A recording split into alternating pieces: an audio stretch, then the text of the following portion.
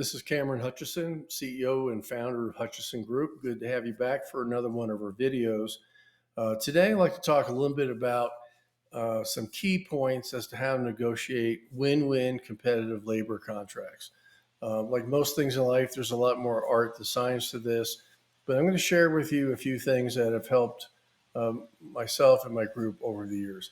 So the first thing I would say is make sure you review your current contract if you have one. So if it's not a first agreement, go through it carefully, um, kind of get a feel for where you've had problems, what's worked well, what needs to be changed.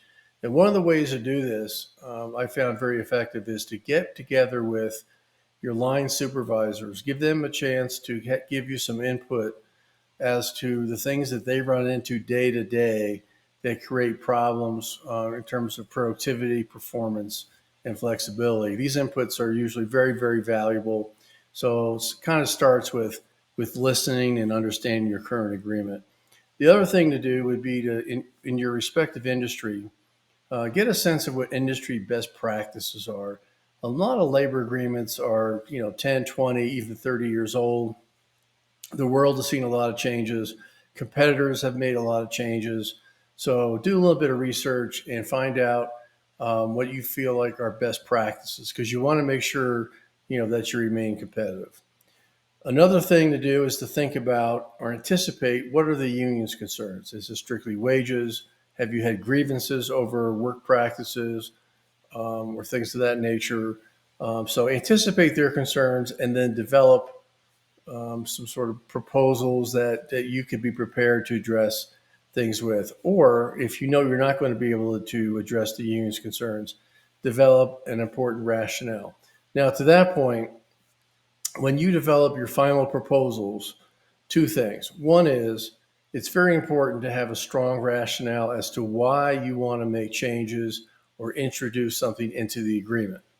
Um, Typically, the party that has the best reasoning or rationale for a change prevails. If one party says, we just don't want it, that's not much of a reason. So be prepared to sort of in detail go through the reasons why a respective change is good for the company and hopefully good for the union and for the employees together. So very, very, very important. The other thing you want to do at that point is once you've had all your proposals and you develop rationale, you need to sort of prioritize which ones are sort of have to haves. Because typically in a bargaining, you're only going to be able to make so many changes. Otherwise, it becomes somewhat overwhelming, right? So prioritize it, come up with what are my top 5 things I have to have. And then the next step would be, what are the things that we like to have? Then there could be some long shot provisions there. So those are just some quick tips that we found helpful over the years. Now, once you do get into bargaining and you do get a contract, I'd say the other thing would be help the union out with in terms of communication.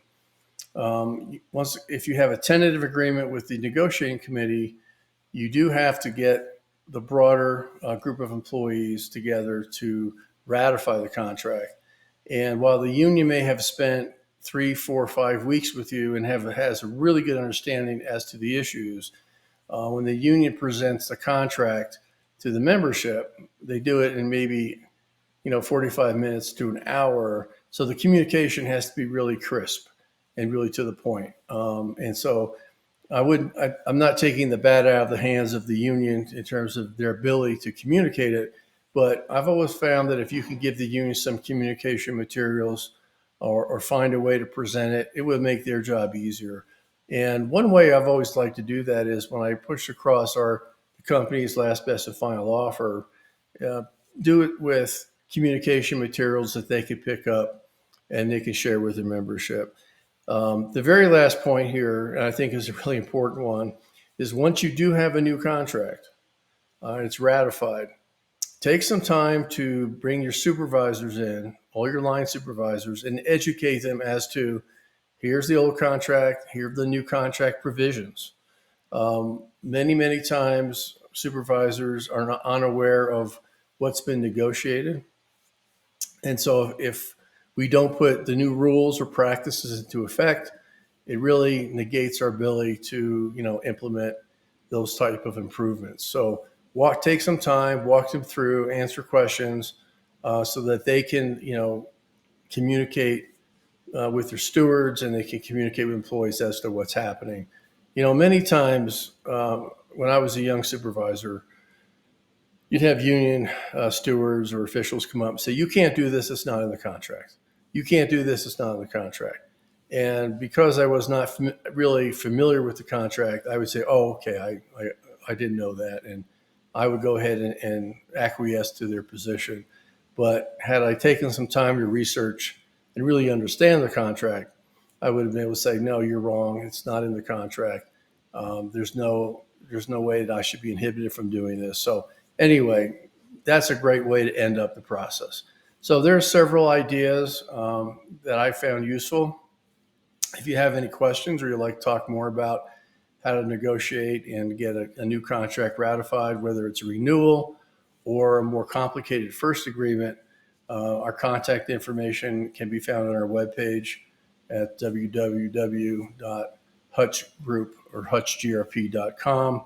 Please feel free to give us a call or an email, and we'll be happy to chat with you for a free consultation.